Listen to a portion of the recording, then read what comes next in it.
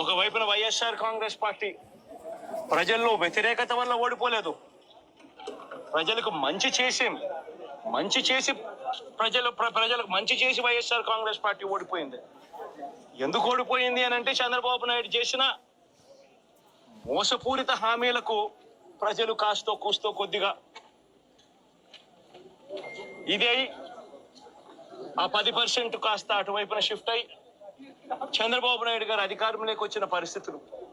మరి చంద్రబాబు నాయుడు అధికారంలోకి వచ్చిన తర్వాత ఈ రోజు రైతులకు తాను ఇస్తానన్న రైతు భరోసా 20,000 రూపాయలు ప్రతి రైతన్నకి ఇస్తానన్నాడు.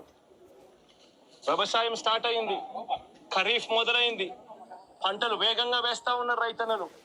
వ్యతిరేకత లేదు అని అనుకోవడం సమర్థించుకోవడమా, లేదంటే నిజాన్ని గ్రహించలేకపోవడం? ఎవరికి వాళ్ళు ఇప్పుడు చంద్రబాబు గారు గతంలో ఓడిపోయిన తర్వాత ఏమన్నారు? ఎందుకు ఓడిపోయామో తెలియట్లేదు అనలేదా?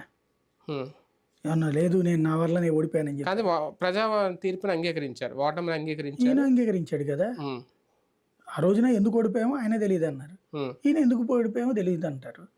అది సహజం. ఎవరైనా సరే నా పాపాల వల్ల ఓడిపోయాను, నేను తప్పు చేశాను ఓడిపోయానని చెప్తారా? తప్పు చేస్తాం అనుకుంటారా ఎవరైనా? లేదు తమ విధానాలు తప్పు అనుకుంటారా? ఒకవేళ నాయకుడు తన విధానాలు తప్పు అనుకుంటే